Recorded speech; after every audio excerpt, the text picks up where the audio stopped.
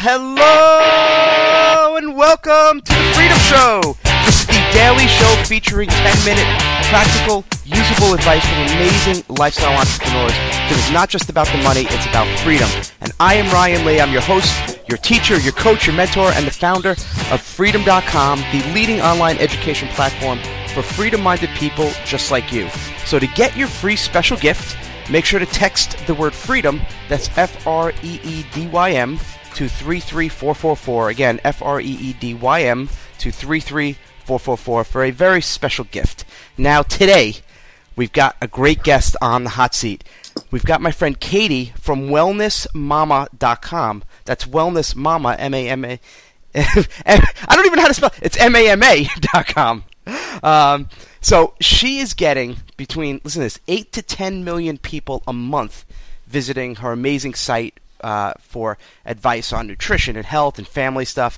I met Katie at a private event called the Consumer Health Summit, and she's just about as authentic as they come. So Katie hardly ever talks about like her business. So this is really, I'm really honored to have her on.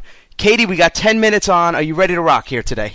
Absolutely. Thanks for having me. You got it. I appreciate you being here. Now, I know you've got a really successful business, 8 to 10 million people a month, very family oriented. And as I told you before, we don't, spend time on the 30-minute story and all that kind of stuff. We jump right in. What's the number one secret to your success? There's millions of mom bloggers out there. Why is yours getting so much traffic?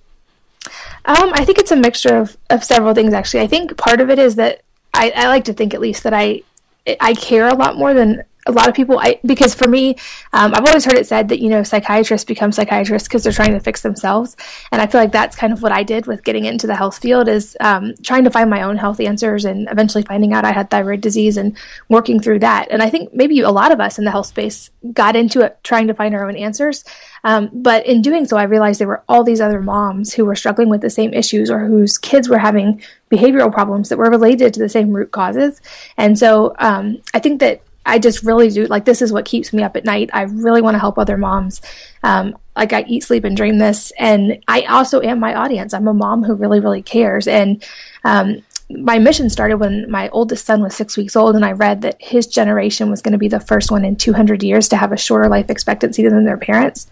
Wow. And that just hit me like a lightning bolt. And I was like, that's not good enough for our kids. So since that day, that's been pretty much my mission with the blog, is to change that statistic. It's so funny, and when I ask people these types of questions, there's some of the hardcore internet marketers who start off, well, I was looking for a niche that was going to make money, that was underserved, and did my keyword research and blah, blah, blah. And then there's people like you, Katie, who it's all about truly like the mission and helping people.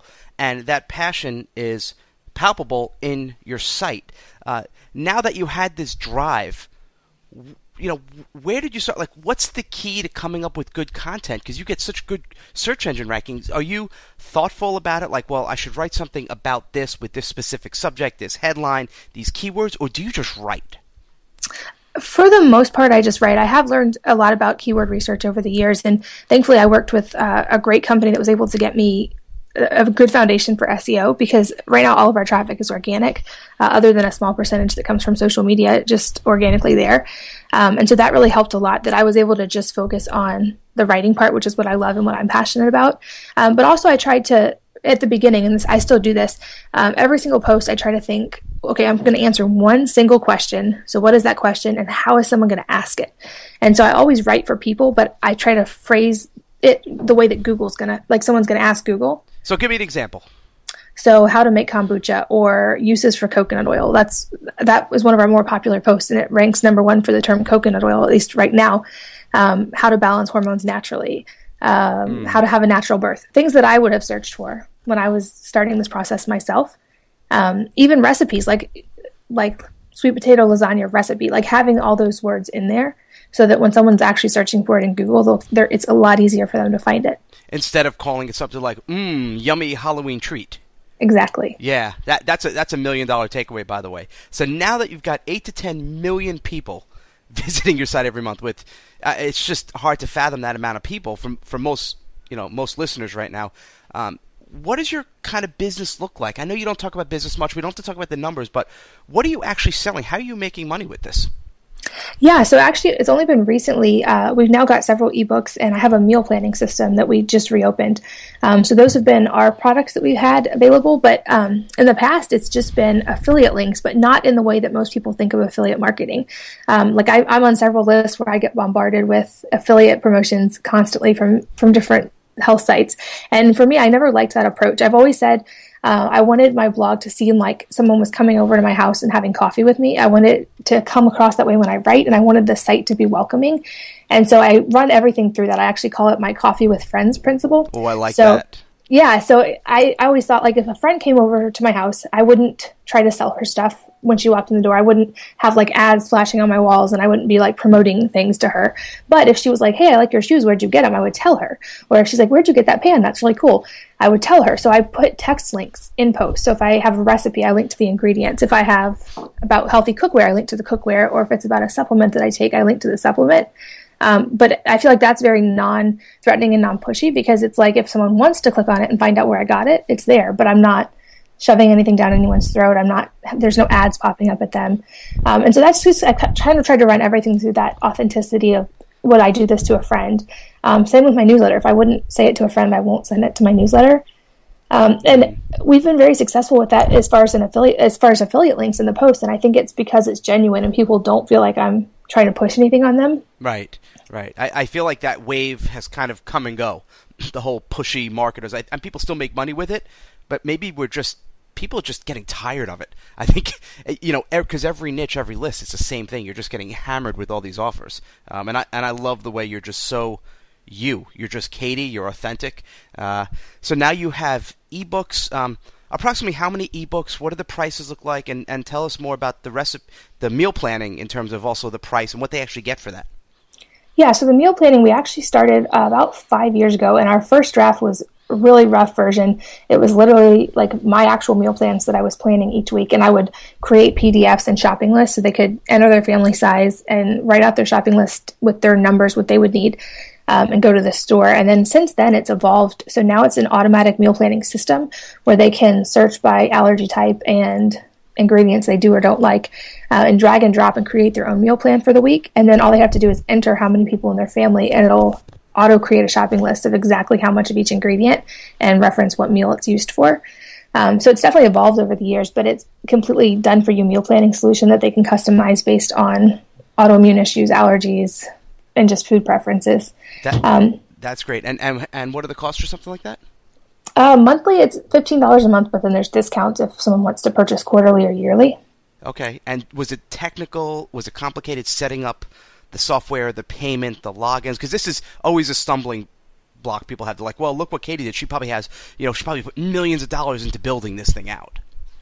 It actually wasn't that bad. I found a good developer several years ago, and I've always said that to people: if you find someone good in your field, stick with them, because it's really hard to find. Mm-hmm. So we've had him, as we've grown it, been able to implement all the changes, and then the integration really is pretty easy. We use Stripe, which is the easiest payment system I've ever seen. I can even integrate it myself. It is easy, isn't it? Yeah. And then for the ebooks, there's 3 of them, but I've had so many written for a long time, and I've just been waiting on the design. So right now we're releasing one about every quarter, and then working on follow-up courses. So for instance, there's a natural remedies handbook that's almost done. And then in about 6 months, I'll come out with a course that actually walks people through natural remedies for moms, and what I do for ear infections, and how to make elderberry syrup, and all these different things, but in more of like a video interactive format. Right, like just small niche specific. Exactly. That's awesome. So as we're wrapping up, I told you, Katie, this goes fast. Take us through, what is now that your business is growing, it still has a lifestyle business. Are you still working from home? And what, really brief overview, what does your team look like right now?